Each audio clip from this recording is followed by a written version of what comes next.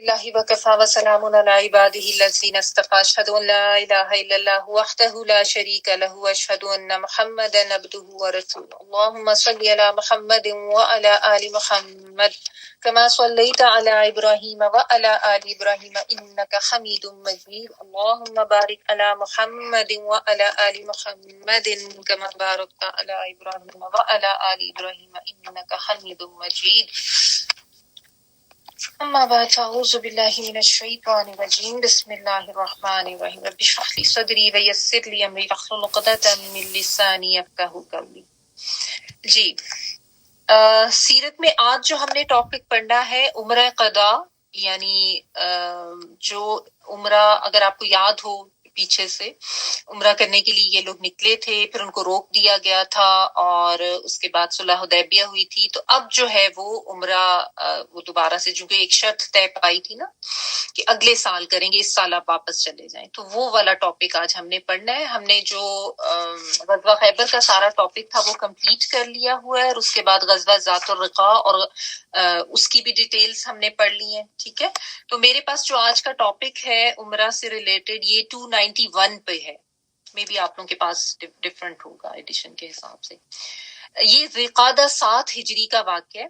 ذوالقعدہ 7 ہجری میں رسول اللہ صلی اللہ علیہ وآلہ وسلم اس عمرے کی ادائیگی کے لیے روانہ ہوئے جس پر حدیبیہ کی صلح میں اتفاق ہوا، ٹھیک ہے۔ اس لیے اس کو عمرہ قضا کہتے ہیں، جیسے ہم قضا نماز کہتے ہیں نا کہ بعد میں اس کو ادا کی جائے۔ تو وہ اس کی شرائط میں یہی تھا کہ ابھی آپ لوگ واپس چلے جائیں، پھر آپ کو یاد ہوگا ان سب نے وہاں پہ اپنے احرام کھولے تھے، پہلے تو نہیں اٹھ رہے تھے کوئی، سب کو اتنا غم تھا، پھر نبی صلی اللہ علیہ وآلہ وسلم نے اٹھ کے قربانی کی تھی، احرام کھولا تھا، پھر باقی صحابہ نے ان کو فالو کیا تھا۔ بڑا مشکل وقت تھا، لیکن ظاہر ہے اب ایک معاہدہ ہو گیا تھا تو اس کو ماننا تھا، تو اب اس کی قضا دینے کے لیے نا یہ لوگ اب نیکسٹ سال جو ہے وہ جا رہے ہیں۔ چنانچہ مدینہ کے انتظام حضرت ابو رحم غفاری رضی اللہ تعالیٰ عنہ کو سونپا، قربانی کے 60 اونٹ ساتھ لیے۔ اب یہ پھر ونس اگین آپ دیکھیں مدینہ کو ایسے نہیں چھوڑ کے جا رہے ہیں، ٹھیک ہے، انتظام جو ہے کسی کے حوالے کر کے جا رہے ہیں، اور قربانی کے 60 اونٹ ساتھ لے کر جا رہے ہیں، اور ان پہ ناجیہ بن جندب اسلمی رضی اللہ تعالیٰ عنہ کو مقرر فرمایا۔ حالانکہ عمرہ ہے لیکن وہ قربانی اس پہ بھی نبی صلی اللہ علیہ وآلہ وسلم سے کرنا ثابت ہے۔ ہم لوگ تو عموماً نہیں کرتے نا، لیکن جن کی استطاعت ہو کر دینی چاہیے۔ اور 100 گھوڑے بھی ہمراہ تھے جن پر محمد بن مسلمہ رضی اللہ تعالیٰ عنہ کو مقرر فرمایا۔ آپ ذرا دیکھیں کہ کتنی مینجمنٹ سے کام ہوتا تھا، ایسے نہیں ہے کہ بس ہیپ ہیزڈلی کوئی ڈیسیجنز لے لیے اور چلو جی منہ اٹھا کے چل پڑے، آپ یہ کراتے ہیں وہ کر رہے تھے، ایسے نہیں ہوتا تھا۔ بہت ڈسپلن ہوتا تھا، بہت پراپر ایک تنظیم کے تحت کام ہوتا تھا، بہت زیادہ مینجمنٹ ہوتی تھی۔ اونٹ ہیں تو ان کے اوپر بھی کسی کو منتظم مقرر کیا گیا ہے، گھوڑوں کے لیے بھی مقرر کیا گیا ہے، پورا ایک قافلہ چل رہا ہے، تو یہ قافلے ایسے ہی نہیں تھے اٹھ کے چلے جاتے ہوتے، پراپر طریقے سے ان کے بارے میں سوچ سمجھ کے کوئی کسی کو امیر مقرر کر کے یا کسی کو منتظم مقرر کر کے پھر یہ ڈیسیجنز لیے جاتے تھے۔ تو اس سے جو ہے نا ہمیں ایک تنظیم کا بھی لیسن ملتا ہے، مینجمنٹ کا لیسن ملتا ہے کہ بالخصوص جب آپ کہیں جا رہے ہیں اور ایک بڑے قافلے کی شکل میں اگر آپ ٹریول کر رہے ہیں نا، جس طرح ہمارے یہاں ہوتا ہے نا عمرے میں گروپس میں لوگ جاتے ہیں، تو اس میں آپ سوچیں کہ اگر دیکھیں اگر تو خالی آپ کی اپنی فیملی جا رہی ہے نا، ایون اس میں بھی آپ کو مینجمنٹ کی ضرورت ہوتی ہے۔ صاحب بچوں میں سے کسی ایک کو کہہ دیں کہ بھی سامان کا جو کام ہے اس کو اٹھانا رکھنا اس کو تم نے دیکھنا ہے، ایک کو یہ ذمہ داری دے دیں کہ کاؤنٹ کر لو کہ بیگز پورے رکھے گئے ہیں گاڑی میں، وہ جو ہوتا ہے نا بعد میں جا کے وہ فلاں چیز تو گھر میں رہ گئی، کسی ایک کو یہ ذمہ داری دیں۔ پھر ایئرپورٹ پہ جا کے بھی اگر آپ ہوتا ہے جس طرح کوئی واش روم وغیرہ جانا پڑا یا کچھ، تو کسی کو ذمہ دار بنائے کہ سامان پہ دھیان رکھو۔ اور بلکہ آج کل تو جو لوگ بھی ٹریول کرتے ہیں سعودیہ کی طرف، شاید آپ لوگ بھی ویڈیوز دیکھ رہے ہوں گے، بہت سے اس طرح کے انسیڈنٹس ہو رہے ہیں کہ سامان میں کچھ غلط چیز ڈال دی جاتی ہے اور کوئی الزام آ جاتا ہے ان کے اوپر۔ سعودیہ میں سختی بھی بہت زیادہ ہے، so be very careful about your luggage. Luggage کے اوپر نگرانی جو ہے نا وہ ضرور یا تو کسی کی رکھیں یا خود اپنے اس کے ساتھ دھیان سے جو ہے وہ کریں۔ اور اس کے علاوہ بھی ضروری نہیں عمرے پہ، یہ تو چلے عمرے کی بات ہو رہی ہے، ویسے بھی ہوتا ہے ڈیلی لائف میں، اگر آپ کسی کام پہ نکلے ہیں، کوئی ایسی مہم، کوئی ایسا ایونٹ، کوئی ایسی، فرض کریں آپ آؤٹنگ کے لیے اگر جا رہے ہیں اکٹھی کچھ فیملیز مل کے، تو اس میں بھی اگر مینجمنٹ کے کام جو ہیں وہ لوگوں کو سونپ کے پراپر طریقے سے کیے جائیں تو ڈسپلن رہتا ہے. ورنہ یہی ہوتا ہے کہ وہ کسی کو کچھ پتا نہیں، کسی کا کچھ رہ گیا، اچھا یہ تم نے لانا تھا، وہ میں نے لانا تھا. تو یہ چیزیں جو ہے نا ہمیں نبی صلی اللہ علیہ وآلہ وسلم کے اسوہ سے یہ بھی سیکھنی چاہیے کہ مینجمنٹ کے ساتھ کام کرنا ہے، تنظیم کے ساتھ کام کرنا ہے، ہیپ ہیزڈلی نہیں کہ ایسے ہی اٹھائے اور چلے پڑے. خاص طور پہ جہاں پہ زیادہ لوگ انوالو ہو تو وہاں پہ زیادہ مینجمنٹ کی ضرورت ہوتی ہے. گھر میں بھی آپ کے اگر کوئی گیدرنگ ہے نا تو اس میں بھی ذمہ داریاں سونپ دے، تم نے یہ کرنا ہے، تم نے وہ کرنا ہے، تو اس سے زیادہ کام آسان بھی ہو جاتا ہے، پراپر ڈسپلن بھی رہتا ہے. بہرحال پھر ذوالحلیفہ پہنچ کر احرام باندھا اور لبیک پکارا. یہ ذوالحلیفہ آپ کو پتہ ہے نا، وہاں سے جانے والوں کے لیے یہ یہاں پہ احرام باندھنا ہوتا ہے، میقات جو ہوتی ہے. صحابہ رضی اللہ تعالیٰ عنہم نے بھی آپ کے ساتھ لبیک پکارا، پھر اپنا سفر جاری رکھا. جب وادی یاجج پہنچے تو سارے ہتھیار رکھ دیے اور ان کی حفاظت کے لیے بھی، اب دیکھیں اب ہتھیار بھی ساتھ لے کے جا رہے ہیں، کیونکہ آپ کو یہ پتہ ہے کہ یہ تو ٹھیک ہے کہ معاہدہ ہو چکا تھا، لیکن دشمن تو بہت پرانے تھے اور ان کی دشمنی بھی اس طرح کی تھی، تو ہر وقت یہ خطرہ تو رہتا تھا نا. تو عمرے پہ جاتے ہوئے اس لیے ہتھیار وہ لے کے جا رہے ہیں. اب وہاں پہ جب یاجد پہنچ گئے تو وہاں پہ ہتھیار رکھے ہیں، لیکن ہتھیاروں کو بھی ایسے نہیں چھوڑا. ان کی حفاظت کے لیے حضرت اوس بن خولہ انصاری رضی اللہ تعالیٰ عنہ کی ماتحتی میں 200 آدمی وہیں چھوڑ دیے گئے. ٹھیک ہے، یعنی سفر کر رہے ہیں لیکن اس میں بھی احتیاط بھی رکھی جا رہی ہے، خوب پلاننگ بھی کی جا رہی ہے، بہت زیادہ کوشیس ہو کے سارا کام کیا جا رہا ہے، بہت زیادہ الرٹ ہو کے کہ کہیں پہ بھی کوئی لوپ ہول نہ چھوڑا جائے. ٹھیک ہے، اور یہاں پہ آپ یہ بھی دیکھیں کہ انہوں نے یہ نہیں کہا کہ جی ہم کیوں بعد میں عمرہ کریں، آپ ہمیں کیوں یہاں پہ اس کے لیے چھوڑ کے جا رہے ہیں، کسی اور کو چھوڑیں. جس کے ذمہ جو ذمہ داری لگائی جاتی تھی وہ بڑی شوق سے، بڑا خوشی خوشی لیتا تھا. ہمارے یہاں ہوتا ہے نا، لوگ کہتے نہیں میں یہ کیوں کروں، میں وہ کیوں نہ کروں، میں کیوں پیچھے رہ جاؤں. تو یہ بھی ایک ڈسپلن کا ہی طریقہ کار ہے. ٹھیک ہے، بہرحال 200 آدمی وہاں چھوڑ دیے. صرف سوار کا ہتھیار یعنی میان میں رکھی ہوئی تلواریں، یعنی پھر بھی بالکل نہتے ہو کے نہیں گئے ہیں، تلواریں پھر بھی ساتھ لے کے گئے ہیں. لے کر قدا کے راستے سے جو خجون پر نکلتا ہے مکہ میں داخل ہوئے. یہ ونس اگین وہاں کے ڈفرنٹ نام ہیں جگہوں کے. اس وقت آپ صلی اللہ علیہ وآلہ وسلم اپنی قصوہ اونٹنی پر سوار تھے. نبی صلی اللہ علیہ وآلہ وسلم کی اونٹنی جو تھی اس پر سوار تھے، اور صحابہ کرام تلواریں حمائل کیے آپ کو گھیرے میں لیے ہوئے تھے. حمائل مینس کے تلواریں اٹھا کے نا، یعنی کیونکہ ظاہر ہے دیکھیں دشمن کے علاقے میں جا رہے ہیں نا، اگرچہ جا تو عمرے کے لیے رہے ہیں لیکن پھر بھی چونکہ وقت حالات ایسے تھے تو ایک احتیاط کا تقاضا تھا کہ یہ حفاظت کا بندوبست کیا جاتا. تو آپ صلی اللہ علیہ وآلہ وسلم کو نا انہوں نے ایسے ان کے ارد گرد یعنی تلواریں اٹھا کے چل رہے تھے. آپ بھی لبیک پکار رہے تھے اور وہ بھی لبیک پکار رہے تھے، سب لوگ جو ہے وہ لبیک کی تلبیہ پڑھتے ہوئے جا رہے تھے. اب آپ ذرا سین کو امیجن کریں کہ یہاں سے نکالے گئے ہیں اس جگہ سے وہ، اور پھر عمرے کے لیے بھی آنے سے روکا گیا. اس وقت بہت شدید تکلیف بھی تھی، غم بھی تھا، لیکن اب جو دیکھیں اللہ تعالیٰ کی طرف سے پھر کیسی نصرت آئی اور کیسے روب کے ساتھ اور کتنے لوگوں کے ساتھ نبی صلی اللہ علیہ وآلہ وسلم جو ہے اب جا رہے ہیں. اور ایک جسٹ امیجن کہ اونچا اونچا تلبیہ پڑا جا رہا ہے، تلواریں پکڑی ہوئی ہیں سب نے نا، تو ویسے ہی دشمن پر روب طاری کرنے کے لیے کافی تھا. اس طرح آپ مسجد حرام میں داخل ہوئے، چھڑی سے حجر اسود کو چھوا اور پھر سواری پر ہی طواف کیا. تو یہ بھی نبی صلی اللہ علیہ وآلہ وسلم کی سنت ہے، سواری پر طواف کرنا. ٹھیک ہے، بلکہ آج کل تو جتنا رش ہوتا جا رہا ہے نا، کوئی پتہ نہیں آگے اسی ٹائپ کا کوئی ارینجمنٹ ان کو بھی کرنا پڑے.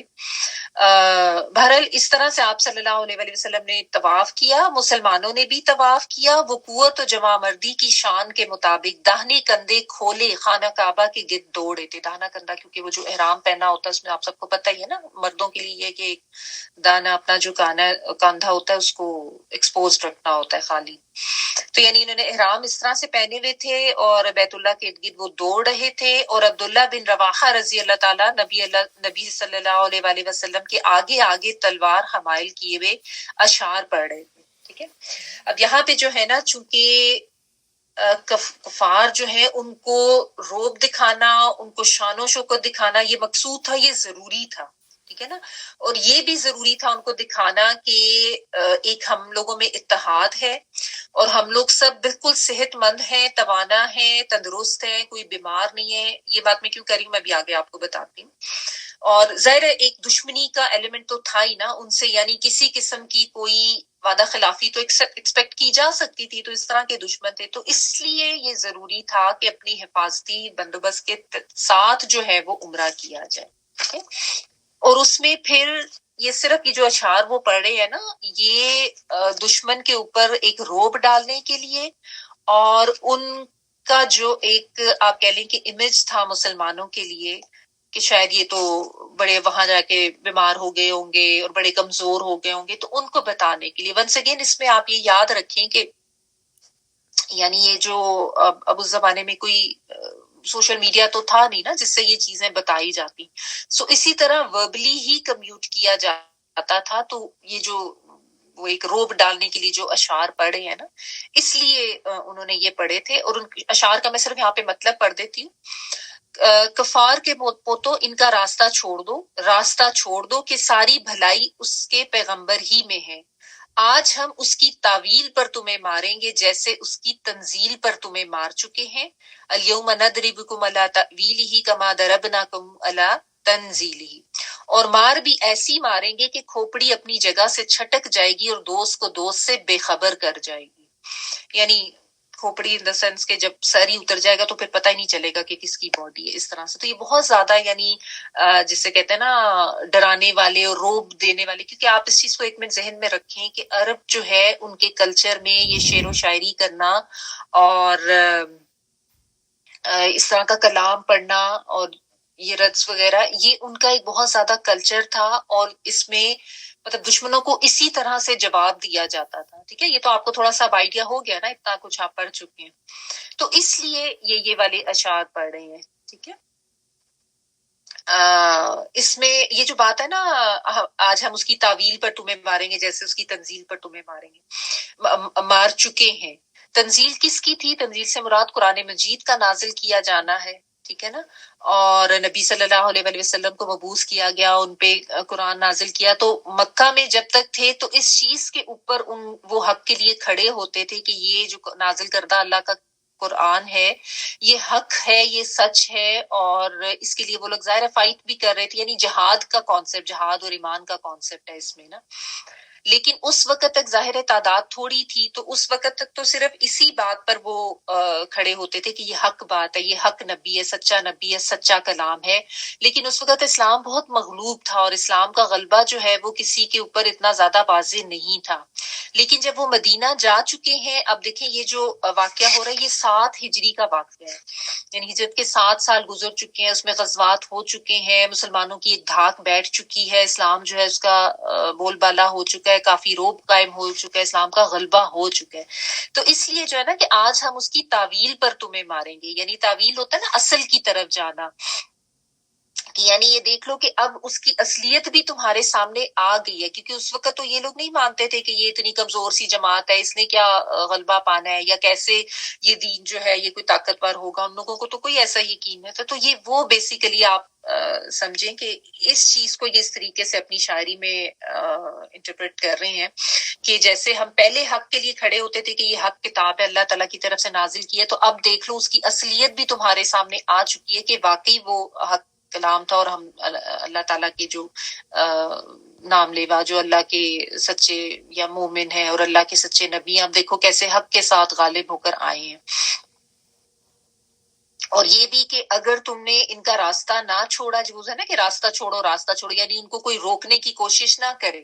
کیونکہ دیکھیں نا اگر بالکل خاموشی سے جاتے، بالکل کوئی اپنا اثر نہ دکھاتے، کوئی بات چیت نہ کرتے، تو کافر تو ویسے بھی یہ تو تیار بیٹھے ہوتے تھے کہ کسی طرح سے اٹیک کر لے یا ان کا راستہ روکے. اور یہ ایکسپیرینس وہ پہلے کر چکے تھے کہ ان کا راستہ روکا گیا تھا، ان کو سب کو واپس بھیجا گیا تھا. تو اس لیے یہ ضروری تھا کہ ایک شان کے ساتھ جایا جاتا، ڈراتے ہوئے جایا جاتا، اور پہلے ہی سے ان کو جواب دے کے اور ان کو جو ہے نا روکا جا رہا ہے کہ راستہ چھوڑو. یہ نہ سمجھنا کہ آج تم آؤ گے راستے میں تو آج بھی ہم اسی طرح سے چلے جائیں گے جیسے پہلے گئے تھے. اب نہیں یہ ہوگا. ٹھیک ہے. اور ایسے ہم ماریں گے تمہاری گردنوں پہ کہ گردنیں ہی اتار دیں گے، پہچان ہی سکو گے کہ کون کون سا بندہ تھا. مشرکین کعبہ کے شمال میں قیقیان پہاڑ پر بیٹھے تھے، پہاڑ کا نام ہے یہ، جبل کعبہ کی طرف ہے وہاں پہ. انہوں نے آپس میں باتیں کرتے ہوئے کہا تمہارے پاس ایک ایسی جماعت آ رہی ہے جسے یثرب کے بخار نے توڑ ڈالا. یہ وہ بات ہے جو میں آپ کو کہہ رہی نا کہ اس وقت یہ مشہور تھا کہ یہ جو یثرب یعنی مدینہ کا جو علاقہ تھا نا، یہ بخار اور بیماری والا سمجھا جاتا تھا.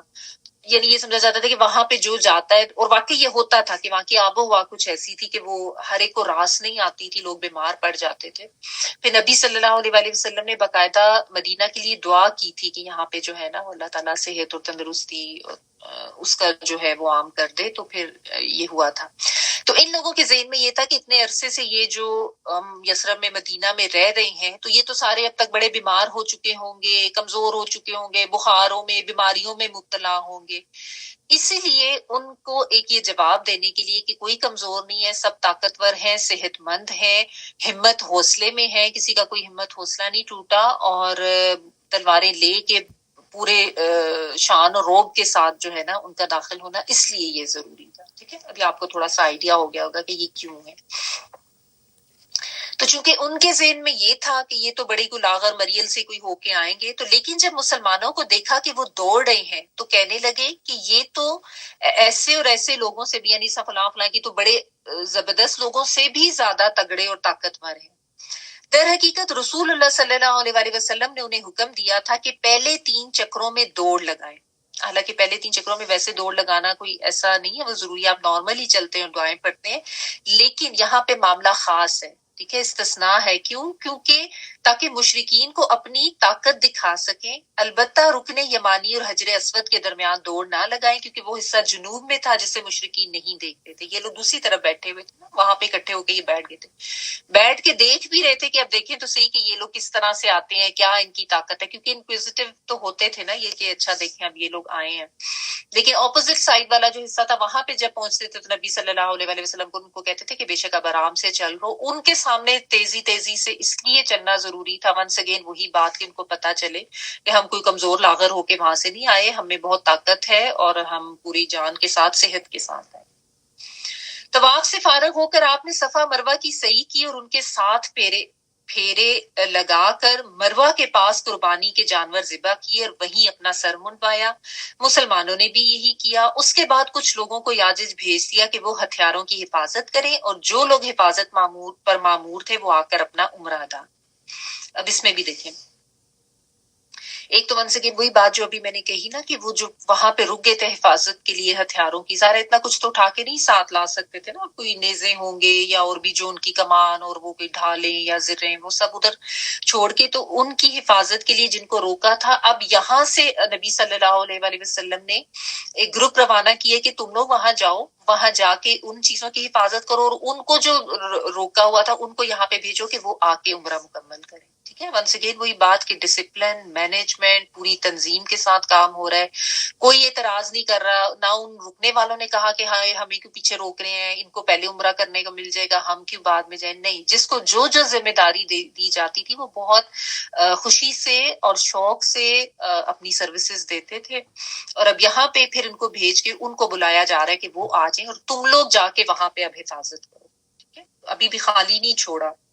دوسرا آپ دیکھیں کہ عمرے کے موقع پر بھی یہ جیسا میں قربانی ایک شکرانے کے لیے آپ کہہ لیں کہ کی جا رہی ہے. یہاں پہ ہم لوگ کے یہاں عموماً نہیں ہوتا، ہم لوگ سر یہی سمجھتے ہیں کہ صرف شاید حج پہ ہی کرنی چاہیے، لیکن استطاعت جو رکھتے ہیں وہ عمرے پہ بھی کریں. بلکہ عمرہ کیا ویسے بھی شکرانے کے لیے جو ہے نا، اگر کوئی آپ کو کوئی ایسی خوشی ملتی ہے، کوئی ایسی کامیابی ملتی ہے آپ کو یا بچوں کو، ہم میں سے کبھی ذہن میں نہیں لوگوں کے آتا کہ اچھا ہم قربانی کریں. ہم لوگ عموماً بس وہ عید الاضحیٰ والی قربانی یا چلو حج پہ گئے تو قربانی کر دی، بس یہی ہم لوگوں کے ذہن میں ہوتا ہے.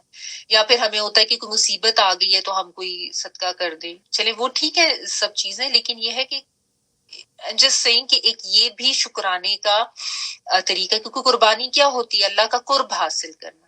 ٹھیک ہے، تو آپ کو کوئی کامیابی، آپ کو بچوں کو یا کوئی ایسی بڑی خوشی ملی ہے نا، تو اس میں یہ والا عمل بھی کیا جانا چاہیے، یعنی شکرانے کے طور پہ. اور اس میں پھر یہ بھی فائدہ ہوتا ہے، دیکھیں غریبوں کو گوشت مل جاتا ہے کھانے کے لیے، جو بیچ رہے ہوتے ہیں ان کا بھی کاروبار چل رہا ہوتا ہے، ورنہ تو وہی ہوتا ہے کہ سارے سال میں ایک ہی دفعہ جا کے ان کا وہ ہوتا ہے قربانی کی ٹائم پہ عید الاضحیٰ پہ. لیکن ویسے بھی اگر آپ شکرانے کے طور پہ کریں تو قربانی جو ہے وہ بہت ایک اچھا عمل ہے. ان صلاتی و نسکی و محیای و مماتی للہ رب العالمین. اچھا جی. مکے میں آپ صلی اللہ علیہ وسلم نے 3 روز قیام فرمایا اور اس دوران اچھا یہ بھی ظاہر ہے وہ تھا نا کہ بھائی آئیں گے عمرہ کریں گے اور چلے جائیں گے زیادہ ٹائم نہیں رکیں گے, تو آپ جو ہے اس معاہدے کی آپ صلی اللہ علیہ وسلم بھی اور صحابہ بھی پوری طرح سے اس کو فالو کریں, کچھ ایسا نہیں غلط کریں.